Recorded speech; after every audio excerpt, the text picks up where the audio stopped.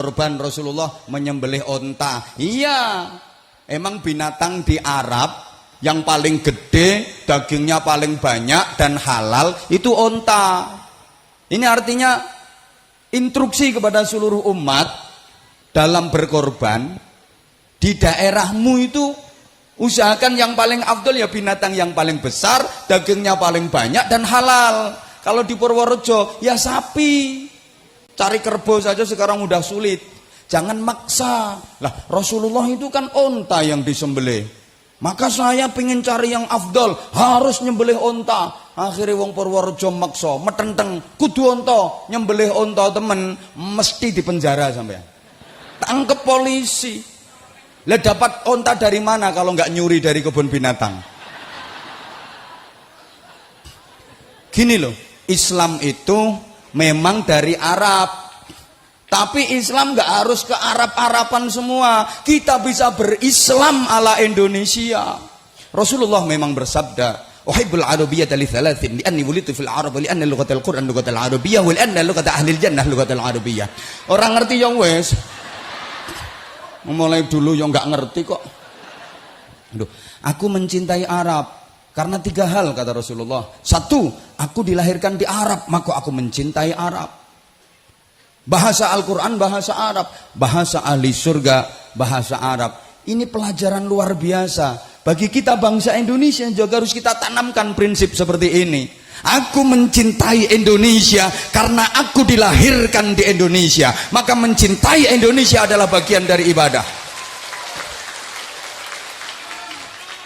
Hadratus Syekh Mbah Hasyim Asy'ari sampai menyatakan hubbul waton minal iman. Maka mempertahankan keutuhan negara kesatuan Republik Indonesia itu jihad terbesar di negeri ini. Jangan salah sampean. Halo. Rasulullah pakaiannya kok jubah. Ini bukti bahwa Rasulullah menghargai budaya lokal.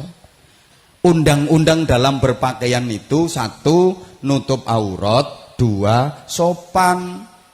Soal model terserah, yang penting nutup aurat dan sopan. Karena orang Arab itu budayanya pakai jubah dan sorban, Rasulullah sangat menghargai, sehingga Rasulullah pakai jubah bersorban. Tapi perlu diingat jamaah sekalian, yang pakai jubah dan bersorban bukan cuma Rasulullah. Abu Jahal yo pakai jubah, pakai sorban. Abu Lahab yo berjubah, pakai sorban. Bedanya apa? Beda. Berjubah, pakai sorban, wajahnya cerah, indah, penuh senyum, menawan, bersahabat. Rasulullah jubahan, sorbanan, wajahnya kereng, angker, betutut, nyaprut, kemaruk. Abu Jahal.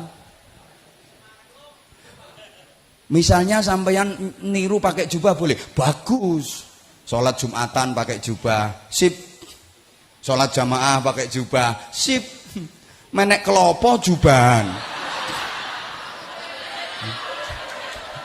Urung entuk kelopo mulurung bledos karo.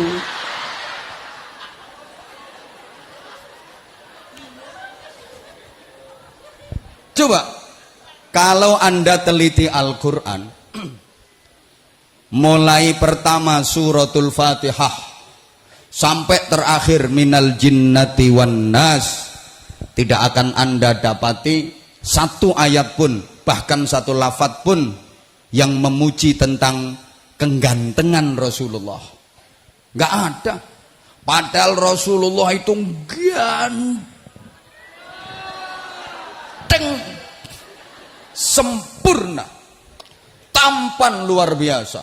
Rasulullah itu ganteng, tampan, gagah, keren, sempurna. Duh, katanya yang paling ganteng itu Nabi Yusuf. Ya, Nabi Yusuf memang ganteng, tapi orang masih bisa mensifati kegantengannya Nabi Yusuf. Masih bisa memandang kegantengannya Nabi Yusuf. Matanya begini, alisnya begini, wajahnya begini, masih bisa. Tapi kalau Rasulullah, tak seorang pun yang bisa mensifati, karena nggak mampu menatap wajah Rasulullah. Saking gantengnya. Nabi Yusuf itu umpama rembulan. Kan orang masih bisa menikmati indahnya rembulan. Rasulullah itu matahari, srengenge. Orang tidak akan kuat. Matamu tidak akan mampu. Siapa ngomong matamu dewe? Tidak akan mampu memandang matahari itu. Itu kegantengan Rasulullah. Gantengnya Rasulullah itu sempurna, indah. Kalau bahasa Arabnya jamal. Makanya ada nasyid, oh ya jamalu ya jamalu. Indah. Indah itu hampir semakna dengan adil. Apa adil itu? Takrifnya, definisinya, wad'u syai' fi mahallih. Menempatkan sesuatu pada tempatnya. Itu namanya adil. Kalau peci saya pakai di kepala, ini adil. Umpama peci ini saya taruh di dengkul, zalim namanya. Nah, indah seperti itu. Sesuatu yang pas berada di tempatnya, itu indah. Payudara, indah kalau dia berada di tempatnya. Dada kanan dan kiri perempuan. Misalnya payudara itu tempatnya di batuk sini, enggak indah.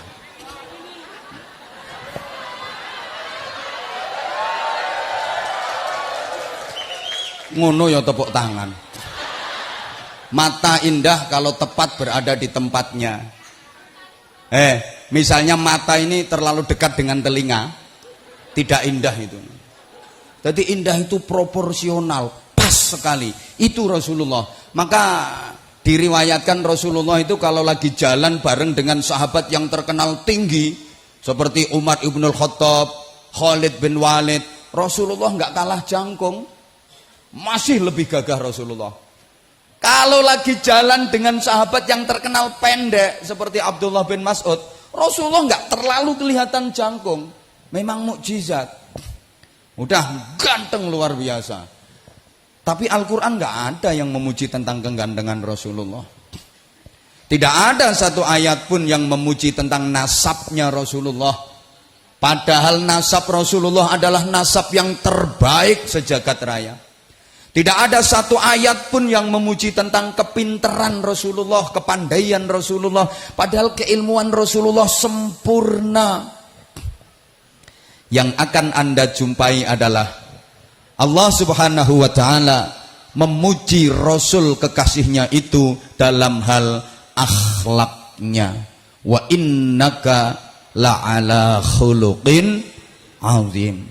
Sungguh engkau Muhammad berada pada budi pekerti yang agung. Jamaah sekalian, kalau kita umat Rasulullah, maka nilai kita bukan dari tampang.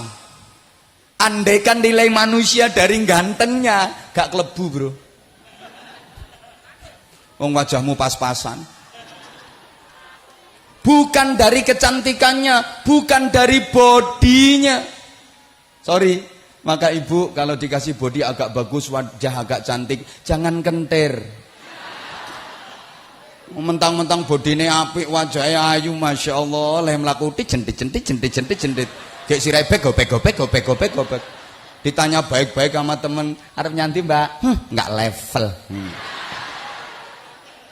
Bukan itu kok.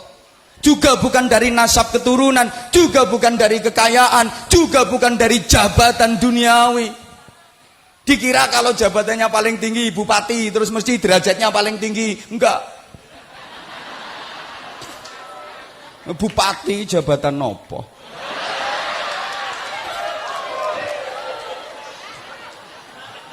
Makanya aku mulai dulu ditawari nggak pernah mau. Mending kayak gini, renes.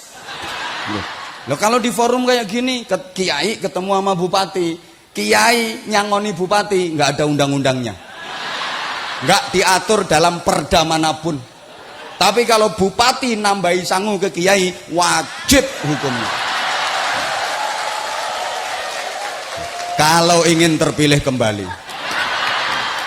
Apalagi tadi beliau sendiri sudah mengkalkulasi 6 bulan kerja.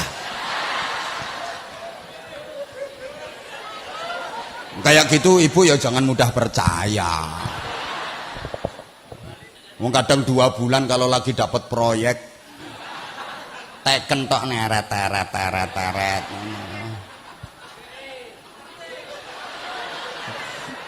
Nek gak konangan KPK. Oh, sekarang harus ekstra hati-hati Pak Bupati. Kadang-kadang bupatinya nggak tahu apa-apa, terjebak sama anak buahnya yang pengkhianat itu. Tahu-tahu bupatinya diciduk, OTT, operasi tangkap tangan. Padahal bupatinya nggak roh apa-apa.